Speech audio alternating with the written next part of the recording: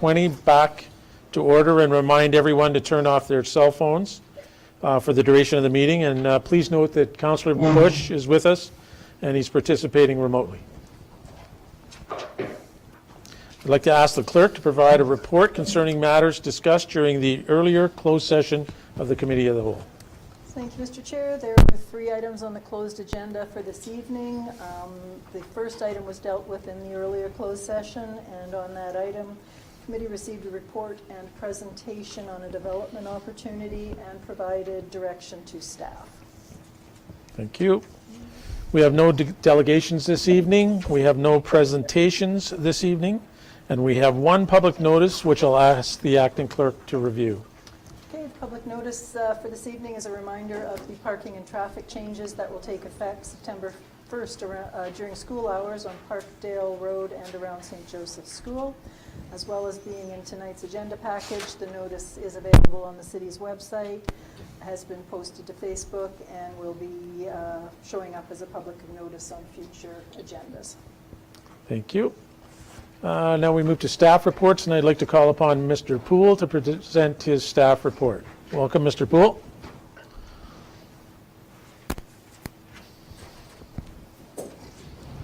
First off, I'll give Dean Walker credit for the report because that's who wrote it basically, but I am presenting it this evening. He's unavailable.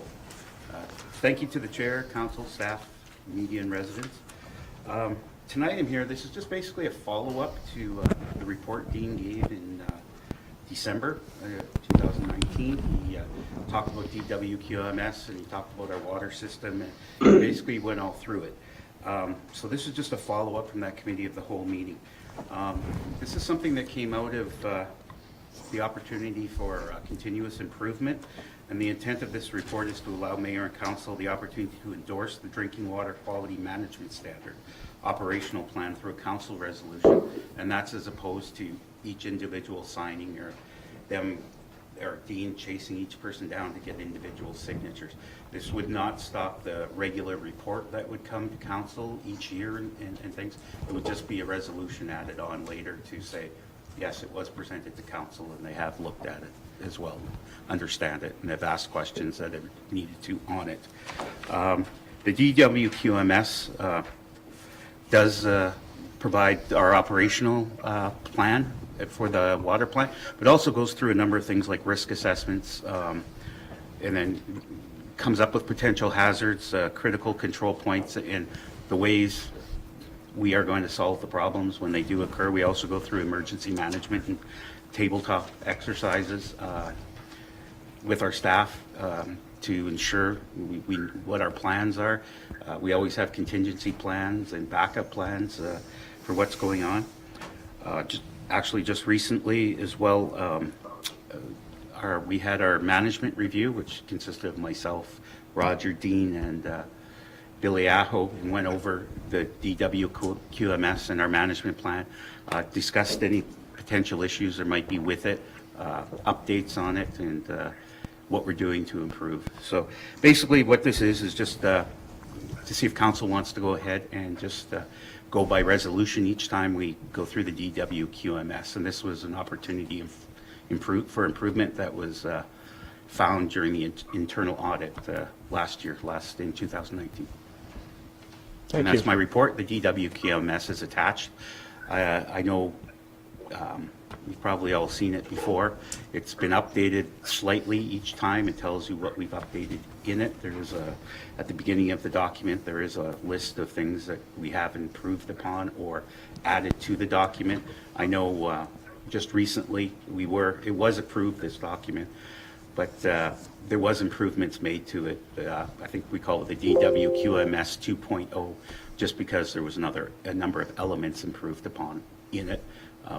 All municipalities must have this as well, but it has to be, it's not the same as theirs. It has to be conducive to what's at our plant, like we're lake fed as opposed to well fed and things like that. So we have to have backup plans in different ways. So we can't just copy somebody else's. We have to go through plans and tabletop exercises for this. So if anyone has any questions about the DWQMS, they can go ahead and ask me. Questions for Mr. Poole? Very well done. Yeah, excellent. Thank you for stepping in, Mr. Poole. Oh, I'm sorry, Councillor Bush. Yes, Councillor McKinnon, thank you. Yes, again, a really well done document, Mr. Poole. And just, I've read these before and I read this one again, and they're all very similar, of course, because there's a lot of consistency in what we do. Yeah. You mentioned those changes. There's nothing in here that I could see that was really materially different other than maybe a couple of little tweaks here and there. So we also get an opportunity to look at the audit later when it occurs. And when is that audit going to take place? Is it this year or a subsequent year?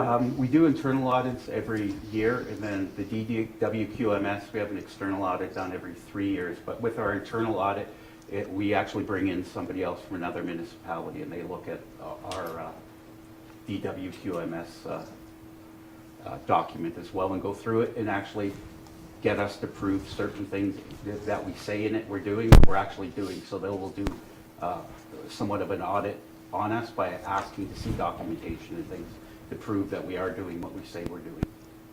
Mm-hmm. Okay, no, that's great. So our due diligence here is really to know and understand that we have got a thorough drinking water system plan and management system, and then the audit is the follow-up really to see how well we're adhering to that. Is that really what you're looking for?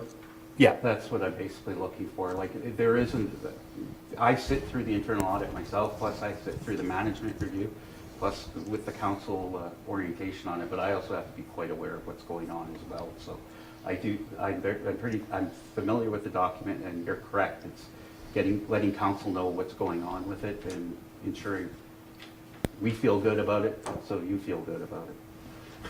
Okay, well, no, that's great, and especially in light of the Walkerton incident now quite a few years ago, it's great to see that we've got this level of plan in place, and we're actively working it. Thank you. Any other questions? Again, thank you for stepping in. It's a very comprehensive document. It's a public document. It's available on the city website. I believe it is. I'm going to have to double check that. Okay. I do know in the document it talks about being available at City Yeah. Hall, Public Works, the library, and things like that, but I will have to double check that it is on I'm that sure website. if anyone had any question at all about our water or our drinking system, water system, they will find it in here. It is really very comprehensive. Now, you're looking for this to be endorsed by a council resolution to cover off those signatures, Yes. and we'll move that forward, council, to the next meeting. Thank you. Okay, thank you. I'd like to ask Ms. Skillen. Welcome.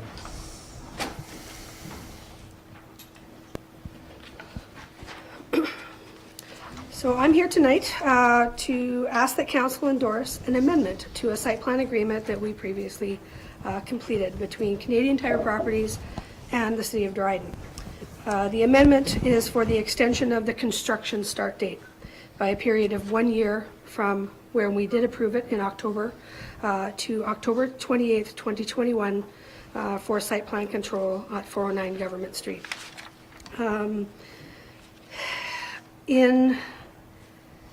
I guess in a little bit of background, just as a reminder for the site plan approval that we did do in October 2019. Nothing has changed within the site plan agreement at all except for the delay of the construction start date. Everything that they have done thus far with respect to their letter of credit to secure their works, their committee of adjustment decision with respect to their actual plan, all of those are approved and are still in place. None of the details of the actual development itself are planning to change, just the date of start. So this particular amendment then is to request the extension and to, I guess, ask from council that they endorse it and that they're okay with the delay of 1 year. Questions? Councillor Councillor Bush. McKinnon? Yes, through the chair. Thanks for the report, Pam. I just have 3 questions. One of them is probably just to remind me what the process is, but this irrevocable letter of credit, does Canadian Tire get that back after the build takes place? Yes, does when that when process there work? is substantial completion of their site works, then they are entitled to receive that letter of credit back. Okay, thank you. And second question is, what would trigger accessing that letter of credit and over what sort of time period should that be required? Essentially, the letter of credit stays until such time as, usually until I've done substantial completion or a final inspection of the property. At that time, I'm ensuring all of those items that are listed within the site plan control are complete or substantially complete to the point that there is no concern.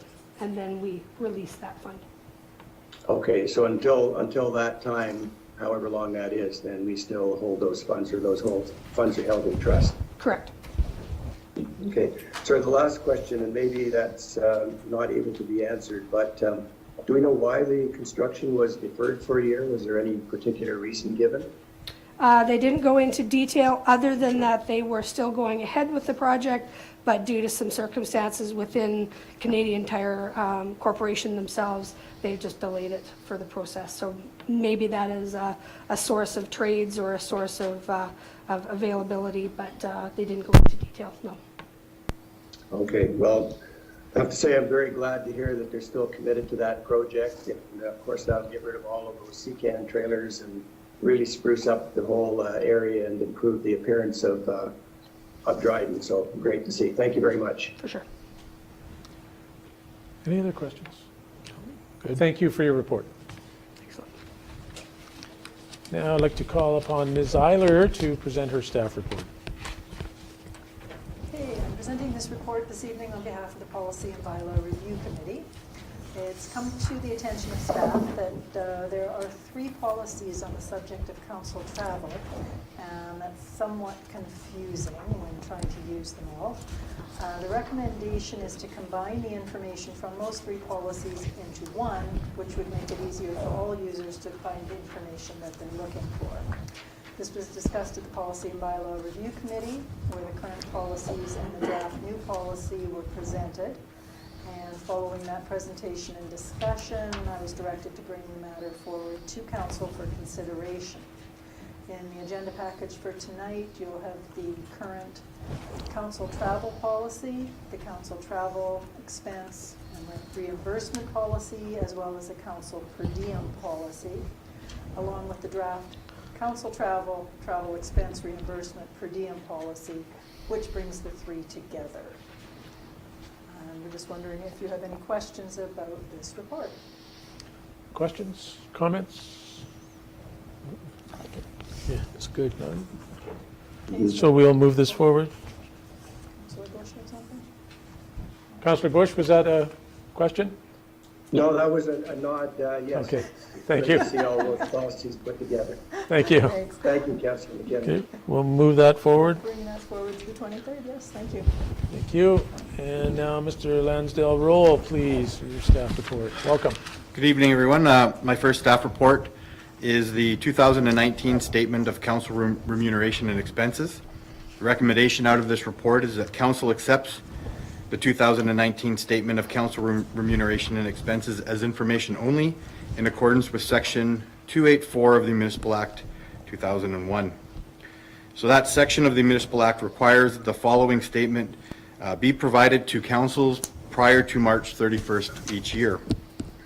The Treasurer of a municipality shall in each year on or before March 31 provide to the Council of the municipality an itemized statement on remuneration and expenses paid in the previous year to each member of council in respect of his or her services as a member of council or any other body, including a local board, to which the member has been appointed by council or on which the member holds office by virtue of being a member of council. As well, each member of council in respect of his or her service as an officer or employee of the municipality or other body described in Clause A. The last section is each person other than a member of council appointed by the municipality to serve as a member of any body, including a local board, in respect of his or her service as a member of that body. So this would be if we had a non-councillor on a board and they received remuneration, they would be included in this report. So I can say that the report is presented. All the information from outside boards has been included in the statement, and I'm open for any questions. Questions? Hearing none?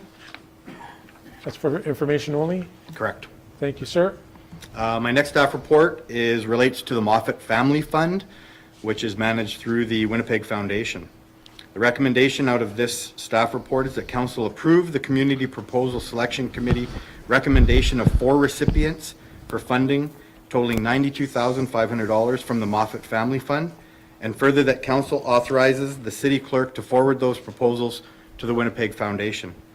A little bit of background. The Moffat family invested $100 million with the Winnipeg Foundation years ago and set a criteria that 20% of the investment income is to be returned to communities in which the Moffat family conducted business. The allocation to Dryden in 2020 is $93,750. So in absence of a community foundation in Dryden to administer the selection and recommendation of proposals received and the financial reporting requirements, the City of Dryden was requested by the Winnipeg Foundation to facilitate this administration function. There is a local committee that has been established from the community at large. So this is not city staff or members of council. This is members of our community who are part of that selection committee. And the municipality, or sorry, the fund received 4 applicants, and the funds requested totaled the $92,500. So the committee was able to approve all four applicants for 2020. There's no financial implications for the city, but the financial implications is that $92,500 of the $93,750 will be utilized, and the city will return the difference. Questions, comments? Good work. I'm very happy to see this list of recipients. If you would thank our committee, in particular Habitat for Humanity, which I understand is a fledgling organization right now, and I hope they are going to accomplish some good work in the community in the future, and this is a good boost for them.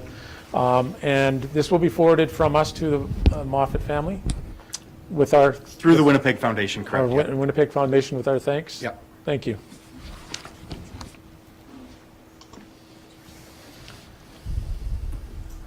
Mr. Nesbitt, welcome. Chair, members of council, tonight I'm presenting a staff report in regards to the Dryden Municipal Nonprofit Housing Corporation.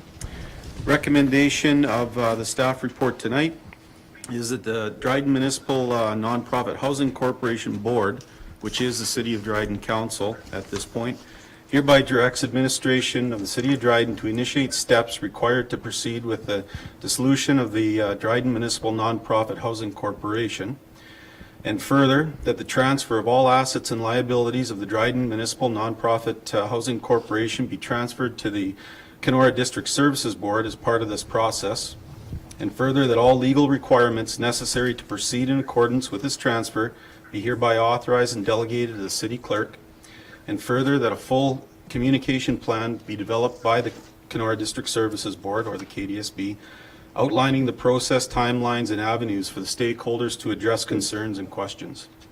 So I've provided council with some background to the staff report. The background has been provided to council in the past, but I do want to call council's attention to a few points within that background information. The first point is that the City of Dryden has appointed the board members of the nonprofit housing corporation, and as a result, that means that the City of Dryden is ultimately responsible for any or for this housing portfolio, including any deficits related to infrastructure.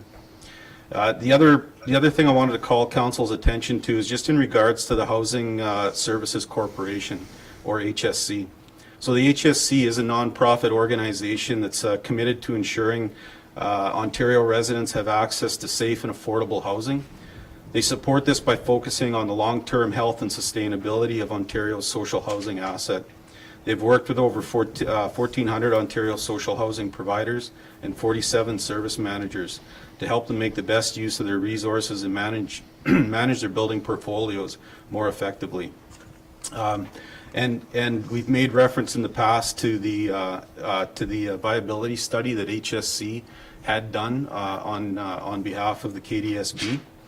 And through that study, they looked at the scope of the viability of the nonprofit housing portfolio over a 10-year period, basically through 2023 through to 2027, as the mortgages on these properties expire and we come to the end of the operating agreements with the government.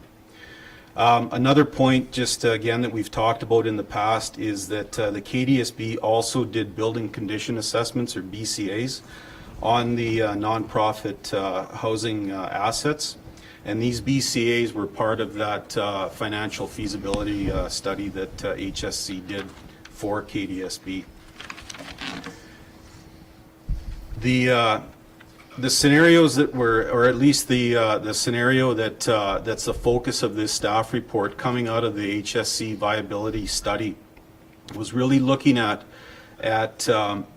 moving the Dryden Municipal Nonprofit Housing Corporation assets, transferring those assets over to the KDSB, and having them operated under a different operation model.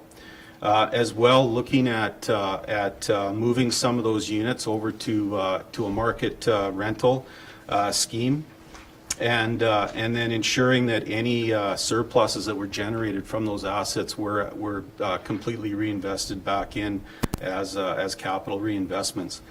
So coming out of that study, that was really the scenario that we had discussed previously at another council meeting, that we wanted to look at closer and really look at the benefits of doing that. So just discussing those benefits of actually transferring the nonprofit housing corporation assets over to the KSB or KDSB, and having the ability to rework the rent geared towards income units, we would see quite a few benefits. So the first benefit, we could look at increasing the operating efficiencies and reduce the expenditures, resulting in an estimated 15.5% savings annually. Now those savings are based on the audited 2017 financials, but those were the estimated savings at that time.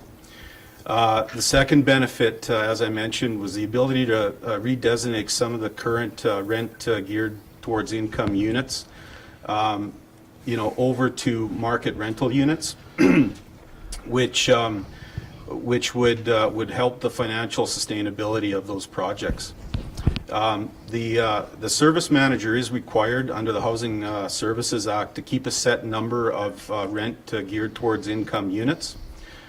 And that's definitely a very viable way of creating affordable housing in the community, but there are other ways of creating affordable housing in the community. There are programs such as the Ontario Works shelter allowances, the Ontario Disability Support Program shelter allowances, housing allowances through the service manager, such as the Investment in Affordable Housing for Ontario, or the IAH program. There's rental supplements through the service manager, through the Ministry of Health and Long-Term Care, and through the Ministry of Community and Social Services. There's also a new housing benefit announced by the province in Canada that directly subsidizes families for housing costs via their income tax. Rent geared towards income units or any tenants that have these units are not eligible for many of those programs that I just mentioned. So that means that rent geared towards income units are heavily subsidized by the municipal levy that we provide to the DSAB, or to the Kenora District Services Board. So being able to maneuver those rent geared towards income units from unit to unit across a larger portfolio really does allow the housing or the service manager to better or more efficiently utilize other funding programs.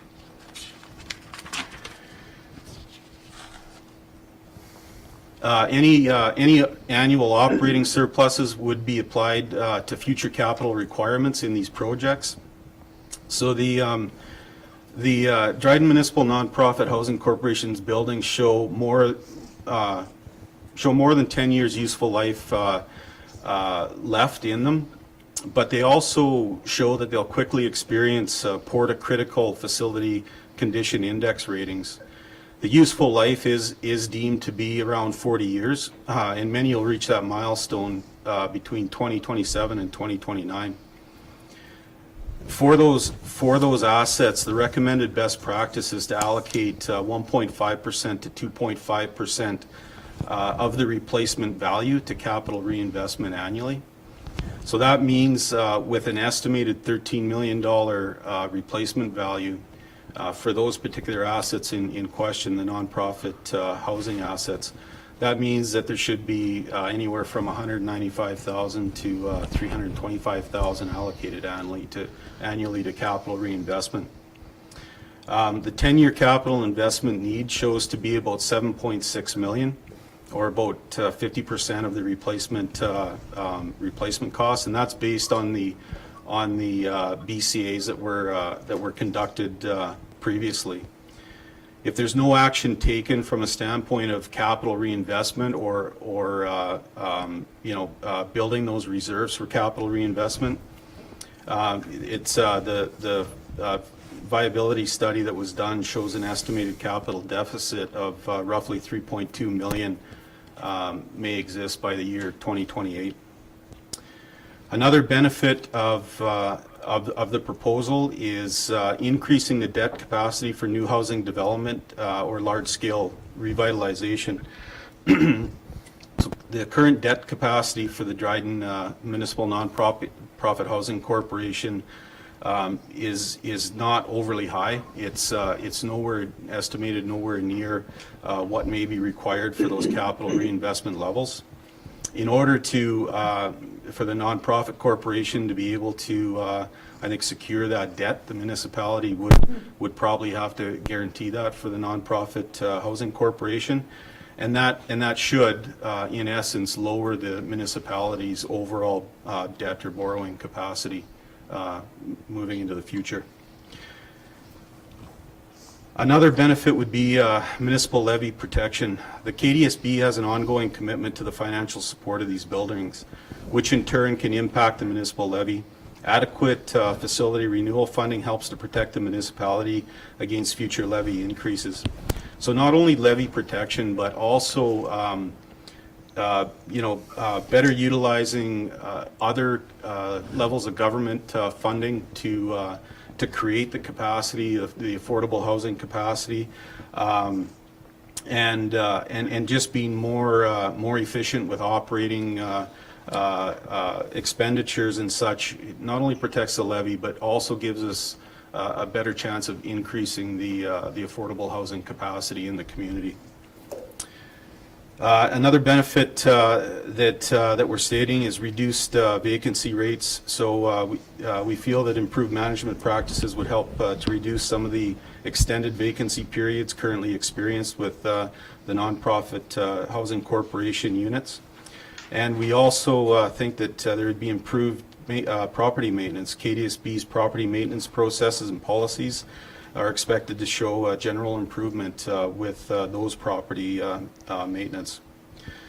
So the nonprofit housing corporation assets are comprised of the following list. I won't read them all, but they are listed. There's 10 properties involved with this.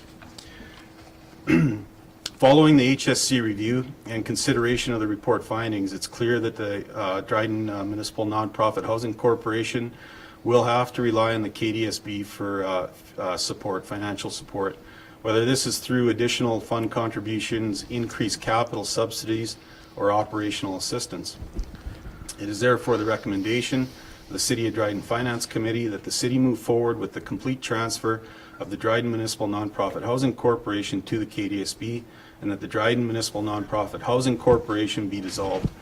Should the City of Dryden Council, as the Dryden Municipal Nonprofit Housing Corporation Board, choose to move forward with these recommendations, City staff will begin work with the KDSB to create the transfer agreement for those assets and liabilities. Once complete, the agreement would come back to Council for authorization and execution. As I mentioned earlier, the KDSB would also develop a full communication plan for the transfer, including developing a public information process as part of the change. This will provide clear information to the stakeholders on how this will impact them, as well as keeping residents informed on the transition. The existing management services contract will also be transferred to the KDSB. And again, as part of the recommendation, we're recommending that all legal requirements necessary to proceed in accordance with this transfer be authorized and delegated to the city clerk. I'd be happy to answer some questions. Before we get to that, Mr. Nesbitt, I understand that Chief Administrative Officer Wall from the Kenora District Services Board is on the line with us. Is he part of your presentation, or?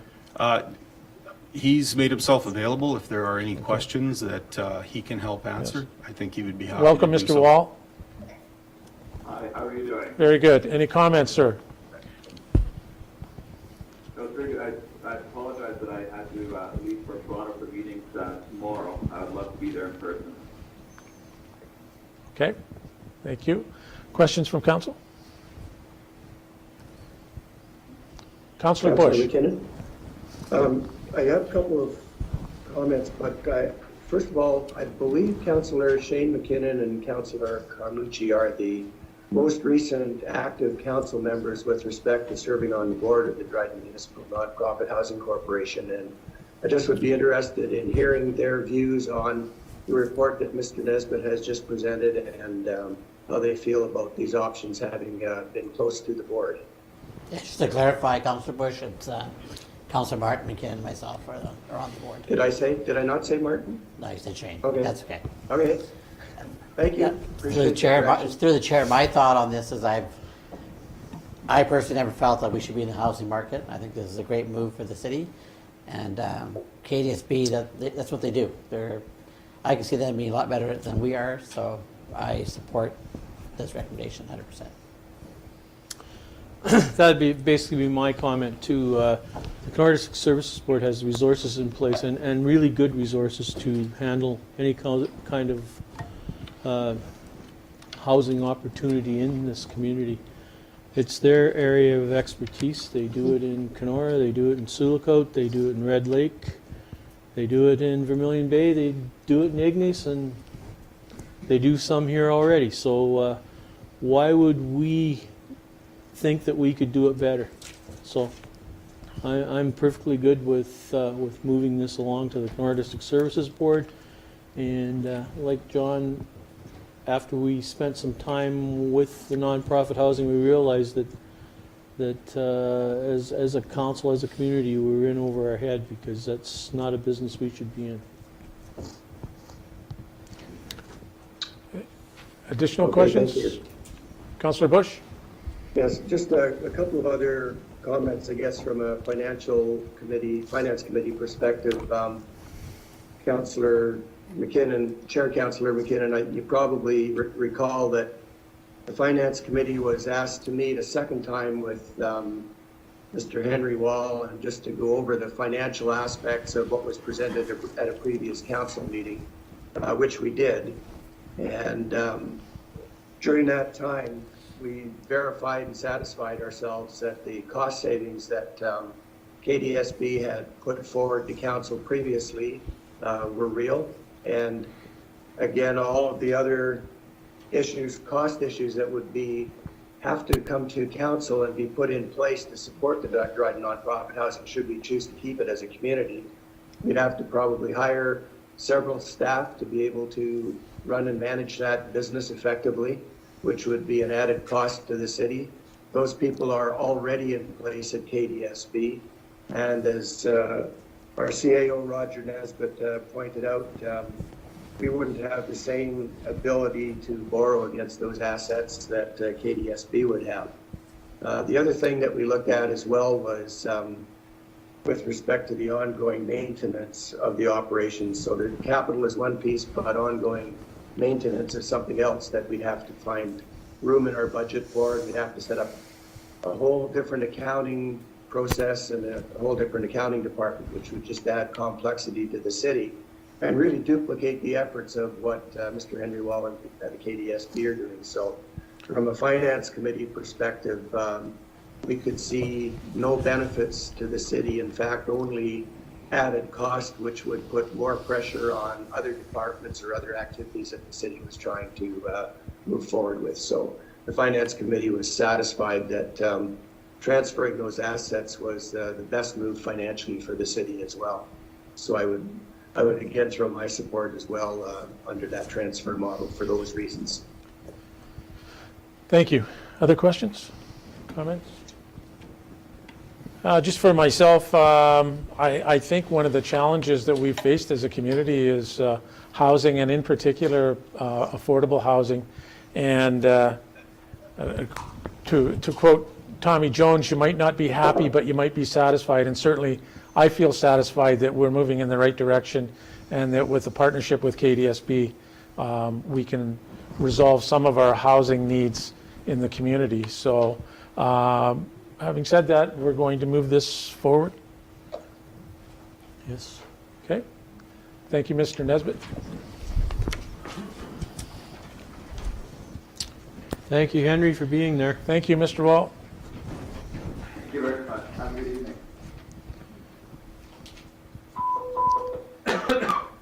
Now, we have no notices of motion this evening. Announcements, Councillor Bush. I don't think I have any announcements per se. I just would like to extend my condolences to all of those unfortunate people who were involved or victims in the Arbor Jade trailer park incident of about a week ago. Certainly, our hearts go out to them, and I know there's a long healing period ahead of them. And we have some underlying issues in the community that need to be dealt with, and obviously this was a manifestation of some of those. And as a council, again, through the Community Safety, Health and Wellness Committee and Wellbeing Committee, those are some of the avenues that we're going to have to continue to pursue in terms of dealing with some of our underlying social issues that unfortunately lead to the occasional tragedy, such as the one our community experienced last week. So that's my only comments for this evening. Thank you, sir. Councillor Carlucci. Through the chair, mine is more of a comment that I want to make, and it's been 2 weeks since our last council meeting. I do have some concerns and some questions. I appreciate respectful debating in council chambers, as that is what we're supposed to do in order to express our thoughts on any particular issue. Being elected is a privilege which carries significant responsibilities and obligations. We as councillors and mayor are held high standards as leaders of the community. We're expected to carry out our duties in a fair, impartial, accountable, transparent, open, and professional manner. We are encouraged to have high ethical standards amongst councillors. I left the 24th meeting quite annoyed with the conduct of Councillor Shane McKinnon during his final comments of the night. You attacked the Mayor Wilson's address to the Minister with unfounded accusations and facts, which I felt were very disrespectful. Your tone and content towards him was uncalled for. I was glad the Mayor was there to read his address to the public. He had asked us all for input, including you Councillor Shane McKinnon. At the time, your comment that RCA, also at that time, your comment about CAO burying your action plans as to how to build Indigenous relations, which we found out later was not what happened at all. Roger was not in attendance to address your concerns. This behavior towards staff deflates respect and trust and is not acceptable in my mind. I find your behavior to be disrespectful and unethical towards the Mayor, RCAO, and me as a councillor. And I can only speak for myself, not other councillors, and I can't speak for the rest of the staff. I will not and cannot tolerate this behavior, which I find to be a classic bullying behavior in the future, and I will speak up towards this type of behavior. So, thank you. Councillor Martin McKinnon. I had the privilege of traveling to Ontario Good Roads Association with the CAO, Mr. Poole, and Mr. Hawkins, and it was I'd never been there before, and it was a good experience, and it led me to thinking that that's a wonderful opportunity for our technical people.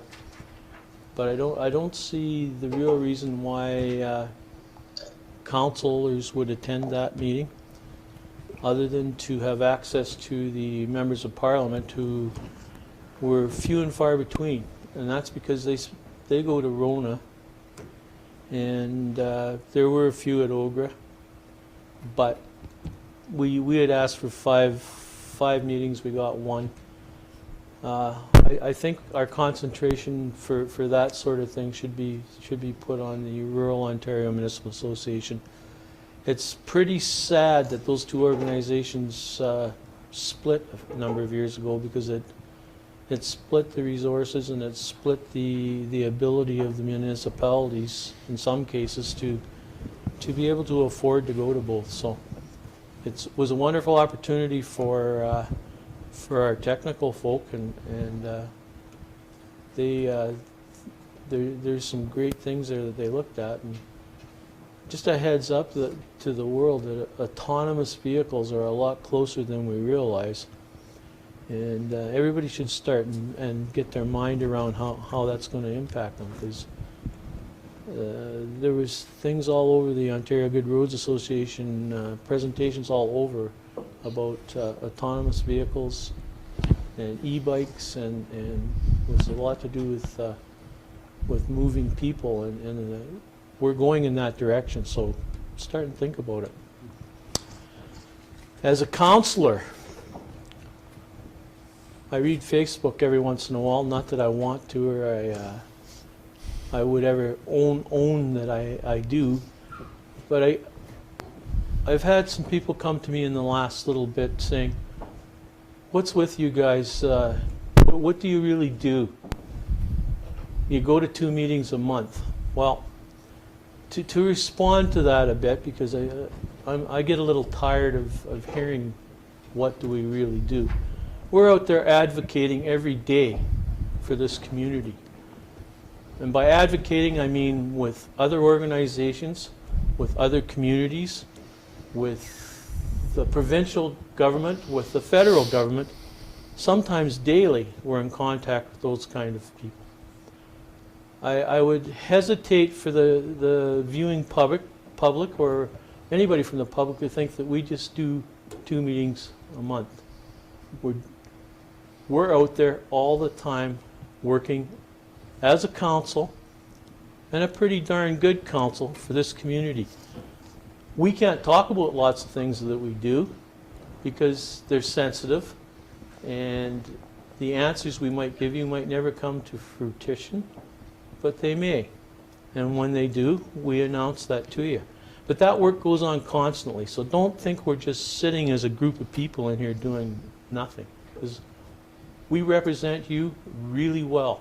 There's some really good, everybody on this council is really good at what they do, and they're bringing forward your concerns, whether you know they are concerns or not. We're dealing with that daily for you. So just think about that before you unload criticism on mayors and councils that are unwarranted, and we work really hard for you.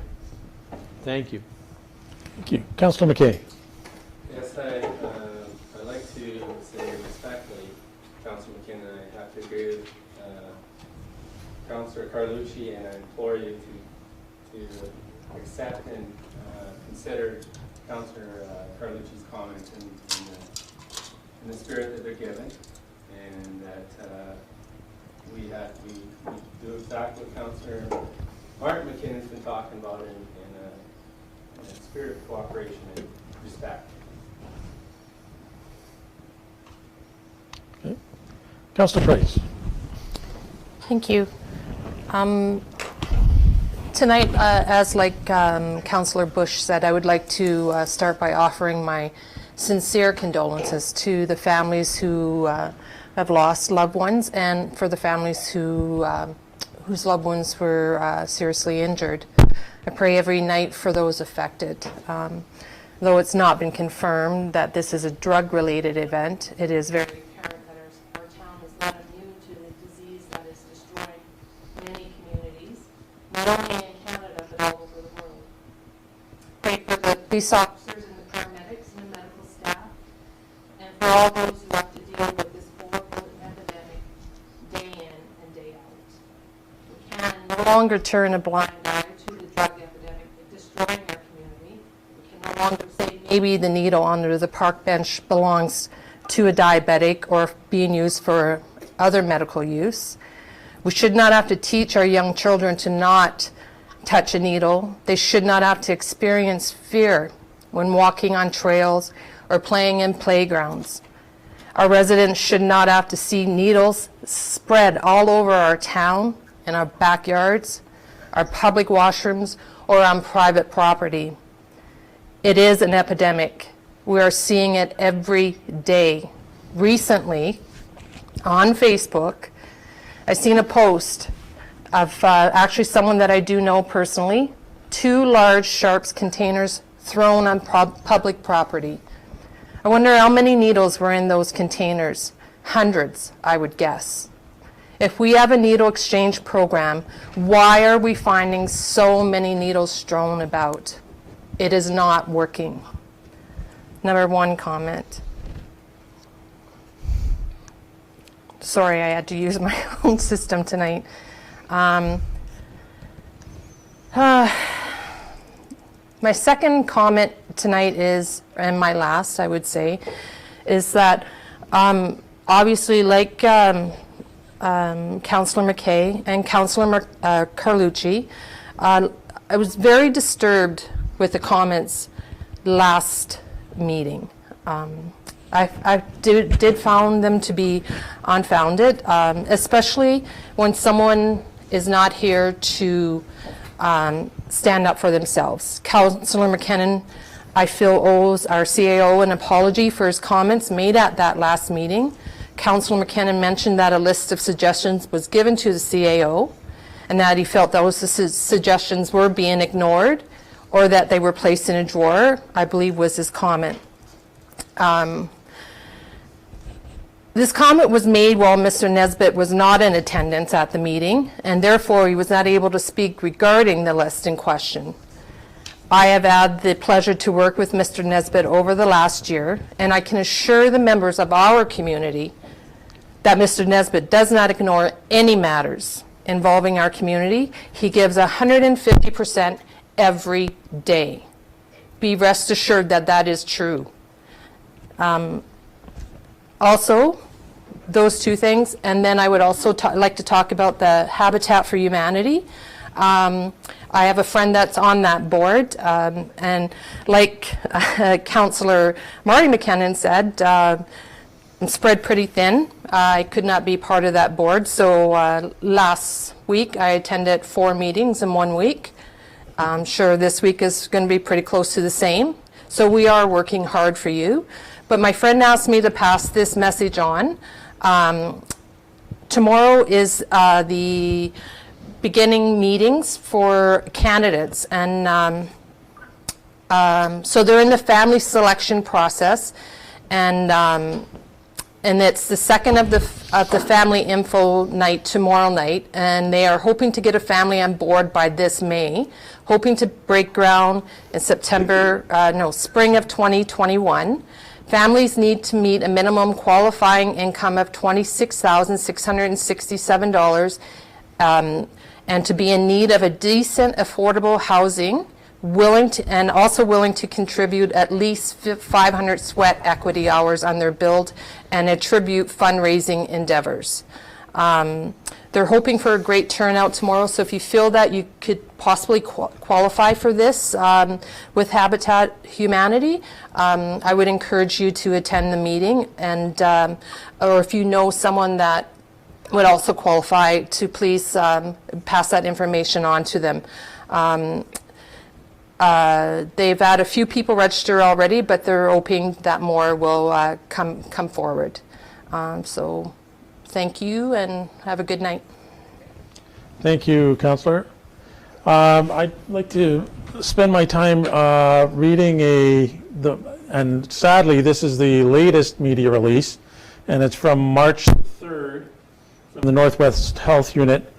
and it is entitled Northwest Health Unit says public can prepare for and prevent viral illnesses. So Northwest Health Unit assures the public that COVID-19 is currently not a local health risk. However, the influenza virus is still circulating across the region, causing significant illness. To help prevent all viral illnesses, including influenza and COVID-19, the prevention measures are the same. To avoid getting sick from any virus, wash your hands regularly, do not touch your face, and disinfect commonly touched surfaces, recommends Dr. Ian Gemmell, Acting Medical Officer of Health at the Northwest Health Unit. Although COVID-19 has not been declared a pandemic at this time, Northwest Health Unit advises that the term is not something to fear. The world pandemic simply refers to how far an illness has spread across the globe. It has nothing to do with the severity of the illness itself, explains Dr. Gemmell. At this point, COVID-19 seems to be a typical winter's infection for the majority of people who get it, with many having few to moderate symptoms before they fully recover. A smaller proportion of people have more severe illness from the virus and require medical care. Northwest Health Unit urges the public to keep themselves informed about this virus and to follow all of the recommended measures for personal protection, and reminds residents of the preparedness steps they should take for any potential emergency situation, including weather events, local disasters, or disease breakout. If COVID-19 spreads closer to our region, some services we rely on may be affected due to large numbers of people staying home from work at the same time because of illness, explains Donna Stanley, Manager of Infectious Disease at Northwest Health Unit. Stanley continues to be ready for any unusual event. We suggest that people should keep a few days' supply on hand, including food, water, prescription medications, and fuel. And for more information, you can go on the Northwest Health Unit website, nwhu.on.ca. And with that, we have a motion by Councillor McKay. Move by myself, second by Councillor. Is that the one? The big one? Yeah. E and C? All right. Sorry. Moved by myself, second by Councillor Mark McKinnon. That committee to hereby adjourn to closed session. Going back to Yes. closed session of the committee of the whole. Yeah. Pursuant to the Section 239 of the Municipal Act 2001 as amended for the following reasons. B, closed staff report C 2020-03, proposed land sale proposed on pending acquisition or disposition of land by the municipality or local board. And C, closed staff report in 2020-04, personal issue, personal matters about an identifiable individual, including municipal or local board employee.